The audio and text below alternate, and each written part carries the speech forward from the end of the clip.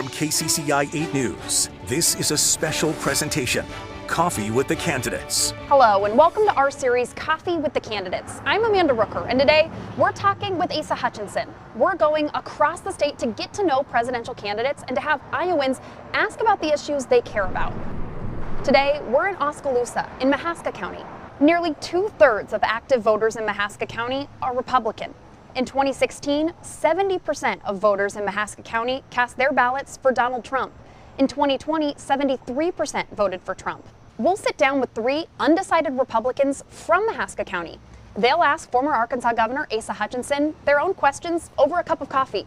But first, let's take a look at Hutchinson's background. Asa Hutchinson served as the governor of Arkansas for 8 years. Prior to that, he served 3 consecutive terms in the U.S. House of Representatives. He was then appointed director of the U.S. Drug Enforcement Agency under President George W. Bush. He also served as undersecretary of the Department of Homeland Security. We're here with former Arkansas Governor Asa Hutchinson. Thank you so much for joining us today. Absolutely. It's beautiful to be here in Oskaloosa, town square, right in the middle of beginning of football season. Pretty exciting time. Well, we got a few questions for you. Number one, if you were president, how would you lower inflation? Well, that's the most important issue, and inflation has to be addressed because we've got too much money in the system. And so it's hurting our families. You've got to reduce federal spending. That is the root cause of inflation right now. And we're getting a double whammy in our families because not only do you have inflation, but you got high interest rates. And it all started because of this administration having a $1.3 trillion spending bill that was too much, flooded money into our system that raised the inflation. Another question for you. You have been a vocal critic of former President Donald Trump, and yet there is a large part of the Republican Party that he remains very popular with, and he's changed a lot of ideology within the Republican Party. You've said that you want to represent a course correction in the Republican Party, but how do you actually do a course correction? Well, first of all, I identify with those people that have long supported Donald Trump and are disappointed. I supported him in 2016, I supported him in 2020, but it's a different world now. I mean, what he is facing, what he has brought on himself, and he's not the right leader for our country into the future. And that's why we have a contested primary as to how votes are going to change. I can't change votes. People are going to have to make their own decision. I can just simply make the case that we need to go a different direction. And my experience, my vision of America, my love for this country, I'm ready to be President of the United States. And when they see those alternatives, I hope they'll think it through and say, what's the best direction for the next generation? What's the right kind of leader that we need to have that brings our country together, enhances our freedoms, produces our energy in our country, and really can represent the life that we enjoy in Iowa and places like Arkansas. You mentioned there that you were a former supporter of Donald Trump, but you're not anymore. What are the differences between you and Donald Trump that make you a better leader, in your opinion? Well, first of all, it's motivation. He's made it clear his second term is not going to be about the common good. It's going to be about him exacting revenge, and that's not good for America. And so I still believe public service is about others, and it's not about yourself. And so I think there's a difference there. Secondly, whenever you look at policy, he has taken a very isolationist view of America. And I believe that we are rightfully supporting Ukraine, and that we ought to continue to support those that are fighting for their sovereignty and for their freedom against an oppressed Russia. And so that's important. Whenever you look at our national debt, during his administration, he added trillions and trillions of dollars to our national debt. Some of it you can say was necessary because of the pandemic, but he spent too much money. And so there's some policy differences, even though we recognize he did a lot of good things also while he was president. On abortion, you have said that you would sign a federal abortion ban into law if it was on your desk as president and if it had some exceptions in it. But if you were president, how would you actually create consensus in Congress and in the country to get a federal abortion ban on your desk?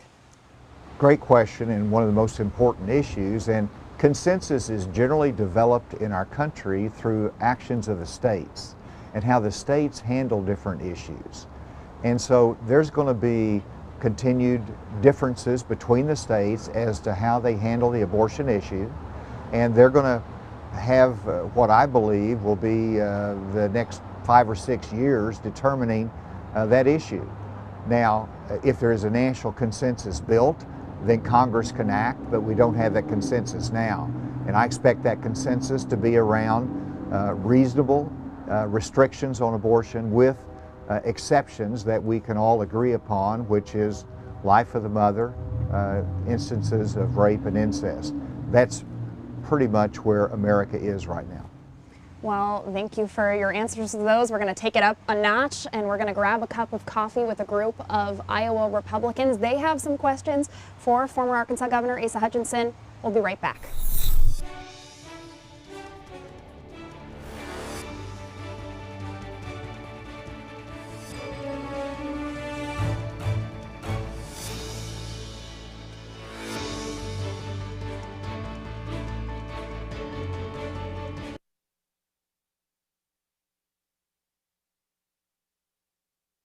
Coffee with the Candidates continues right now. Our conversation with Republican presidential candidate Asa Hutchinson continues at Smoky Row Coffee in Oskaloosa. We're joined by 3 undecided Iowa Republicans from right here in Mahaska County. Welcome back to Coffee with the Candidates. We're here today with former Arkansas Governor Asa Hutchinson. And we're joined by some Iowa Republicans from the area, and all 3 of you are undecided on who you plan to caucus for in January. Yep. Well, all 3 of you will have the opportunity to ask Asa Hutchinson some questions. I may jump in with a few of my own as well, but we'll get started here with Bryce. Bryce, you work on your family farm, farming corn, soybeans, and hogs, and you have a question for the former governor. My concern is for my children and grandchildren and the national debt. I believe the national debt today is over $32 trillion, which is $96,000 for every man, woman, and child in America. And just to give some perspective of what a trillion is, I looked it up, and 1 million seconds was 12 days. It's 12 days ago. 1 billion seconds was 32 years ago, and 1 trillion seconds is 32,000 years ago. What can you do to stop this train wreck? Well, Bryce, thank you for the question, and each of you, these are the most important people in my world today, undecided voters, so I'm glad for this opportunity. But Bryce, that probably is one of the greatest economic threats that our country faces, but it's also a moral challenge that we face. You think about my father's generation, the greatest generation, left us a land of freedom, of economic growth and opportunity, and I think about what we're leaving our children, which is a lot of debt.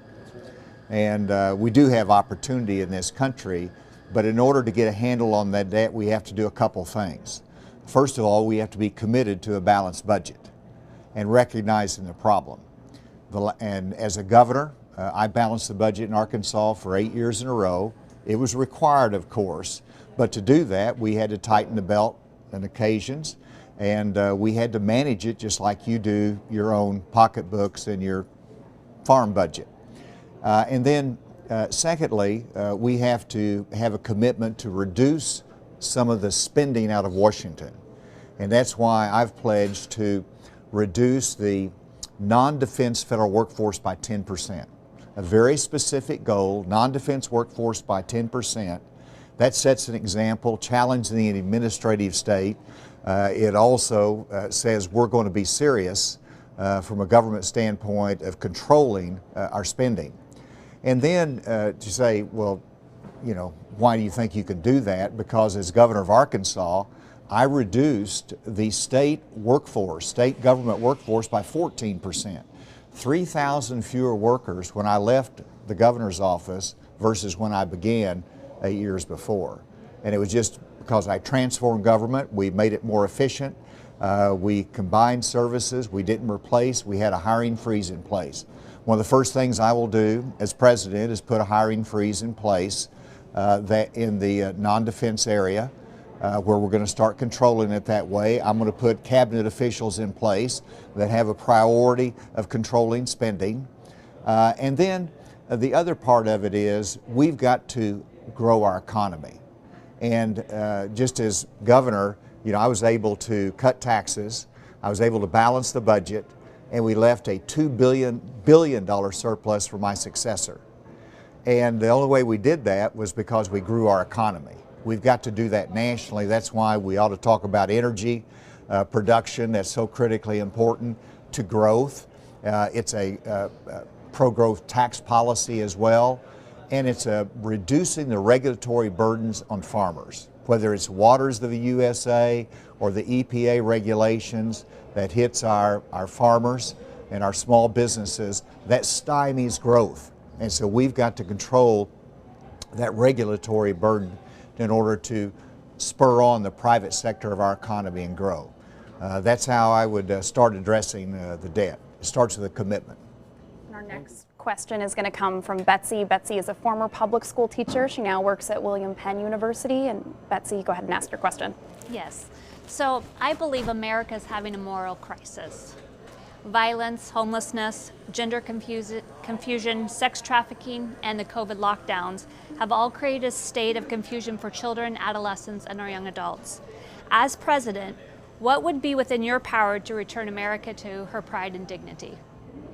Great question, and that is really expressing the heartfelt feelings of so many, particularly in Middle America, but across the country. And you know, I'm a parent. I've got 4 children. I've got 7 grandchildren, and I care about their future. And I'm a person of faith, and I believe there's 2 genders. And I don't like the government pushing an agenda. And that's where it starts. There's 2 principal things I want to say there. First of all, you lead by example. And I want to have a president of the United States, I want to be a president that your children or grandchildren can look up and say, that's an example of public service. That's an example of someone who has faith as an important part of their life, and that they reflect the national character, which is bringing out the best of America. Our goodness, our character, our work ethic, and a president can do that through leadership. But secondly, the government needs to stop pushing this leftist social agenda. That impacts our schools. I saw that as governor whenever we had edicts come down from the Department of Education telling our schools, you've got to open up your bathrooms to whatever gender the children decided they were. I said, that's not right, it's not the law, it's not common sense, and we said you don't have to pay attention to that. So you got to stand up to that, but as president, I will stop those kind of edicts coming out of Washington, D.C. that impact the values of our country and our communities. It all starts with our families. It starts with our houses of worship. It's our individual faith, and it's what our community and our school boards do. Washington should stay out of it. Our next question comes from Mary. She was born and raised in the Oskaloosa area. She worked and retired here. Mary has a question about the southern border. Do we need to finish the wall at the border, southern border? Because we're still getting illegal drugs coming across, whether it's by shipping or by people just carrying them across. What's your thoughts on that? Well, Mary, that's one of the most serious problems that we face today is the fentanyl crisis in America. It is a lack of confidence that Americans have on the sovereignty of our country, that it's being challenged by a porous border in which the rule of law has been lost. And it also is reflected by violence in our inner cities. The smash and grab philosophy, I think, is what you were looking at, that people lose respect for the law. And so I'm a former federal prosecutor. I was head of the DEA. I understand the drug crisis. I understand border security and what has to be done. I was responsible for it during the Bush administration. And so whenever you look at, your question was, do you finish the wall? Well, the short answer is yes. Now, we've got to rebuild the wall that the Biden administration stopped building because the equipment, the parts are already there, paid for. We need to build that. And wherever we can build a physical structure that makes sense, we ought to do that. Now, that's not enough, though, because I've been there, and you've got the cartels that, they use a blowtorch and cut a hole in the wall, or they get a ladder and climb over it, or tunnel and go under it. So it's all about the Border Patrol and our ability to respond to those incursions. But the infrastructure is an important part of it. I'll build the infrastructure where it makes sense. We will put a wall in there, and we'll have the response capability. We'll change our asylum laws, and we're going to go after the cartel. Now, let me make it clear, when I say we're going to go after the cartel, I've done that as head of the DEA, working with Mexico, where we dismantled one of the lead cartels there. Now, it's built up. Mexico's not cooperating the way they should be, but you don't invade with our military a foreign country who's been our good trading partner. That doesn't make sense. Some candidates are advocating that.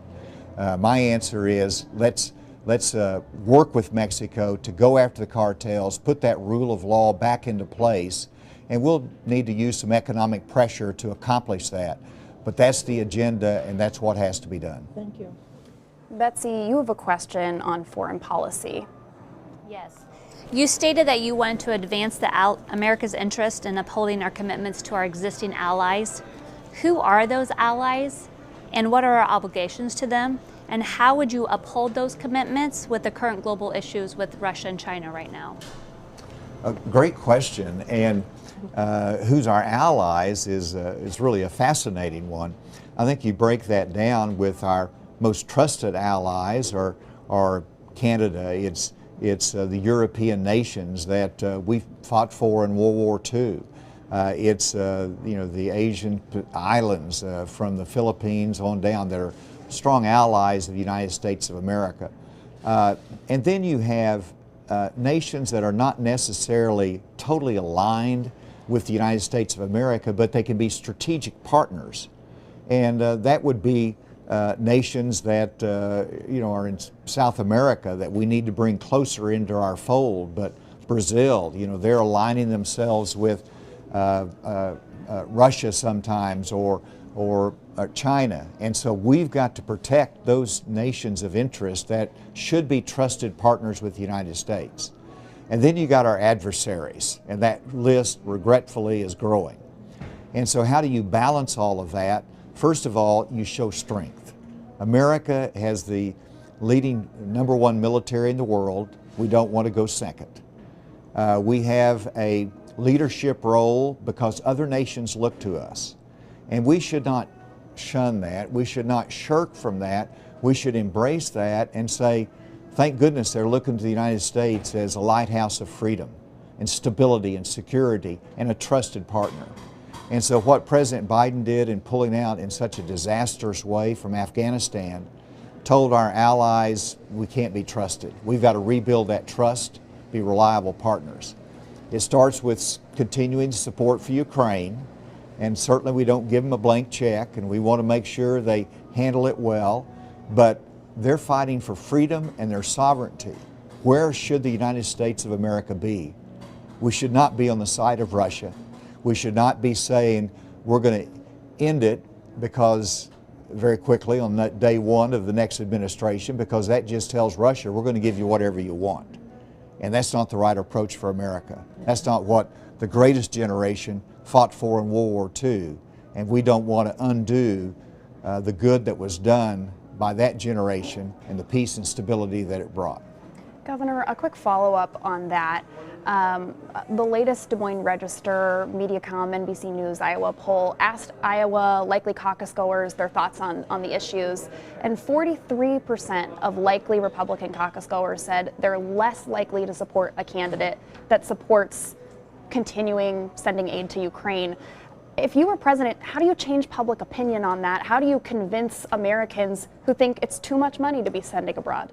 Well, you lead, and I respect people with a different opinion, but as a leader, as a candidate, I make my case. I state my convictions, my beliefs in it. You don't shy away from it, because I believe this is important for the next generation. It's important for peace in the world. It's important for not sending our men and women into combat because we are strong and we deter that type of aggression.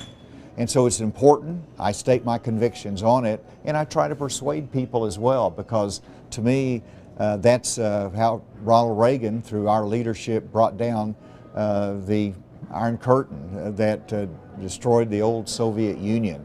We have to be strong, and we cannot weaken in that, and that's really a principle of the Republican Party. And so we're going to make our case on that, and I think it's a defining moment for our party and our country. Bryce, I'll go to you with the next question. Do you believe that the Department of Justice has been weaponized? And if you do, what can you do about it? I do believe it has been weaponized, and that's sort of a loaded term. But obviously, whenever you look at what happened in the Russian hoax, it was the FBI misused their legal authorities, and that was found by the Durham report that was made that found that the Justice Department did not handle those investigations properly. So it's pretty easy to conclude that it was weaponized, it was improperly used, their legal authority. Now, that should not be used as a reason to throw out the greatest justice system our world has known that exists on the planet today. And so I'm not for ending the FBI, I'm not for crucifying them, I'm for supporting law enforcement. But we do need to have some corrections, and that's why I announced in Washington, D.C., my plan to reform federal law enforcement agencies. And we have over 90 federal law enforcement agencies that have gun-toting authority and arrest authority. They have jurisdictions that overlap. They're not as transparent. I want them all to have a charter saying we're going to protect civil liberties, and we're not going to go after somebody because of their political beliefs.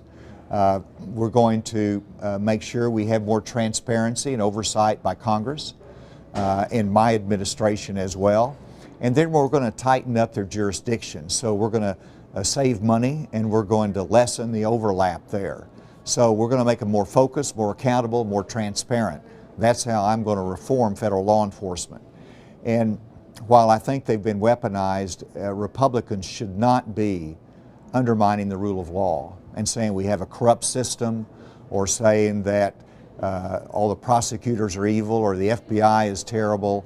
They got a tough job. We need them in our counterterrorism effort. We really relied upon them post 9/11, particularly in protecting our country. We need to strengthen that. Governor, you have been a vocal critic of Donald Trump and talking about some of the charges that he's facing. He's currently facing 91 criminal charges. If he was convicted of any of those and you were president, would you pardon him? Well, I'm not going to promise a pardon in the middle of a political campaign. It's just inappropriate. And so some candidates have done that, and I said, no, I'm not going to promise a pardon. It's wrong to do that. I was raised on a farm, and I cleaned out chicken houses, and my dad taught me some very good values. And one of them is follow the law, and if you violate the law, you have to pay consequences. As governor, I issued pardons, and I will look at every pardon that comes before me as president, but there's a process to be followed there, and accountability is an important part of that. So let's see how that plays out, but I'm certainly not going to be promising a pardon. And whenever you look at what's happened through some very serious charges of violating our national security interests, our secrets in which our military is held accountable, I want to see what the facts are and how that case develops. But to me, when you look at the former president, nobody likes the circumstances that we're in. It's very sad for our country, but let's let the system work through. And I do think that he needs to step aside because we can't win under those circumstances.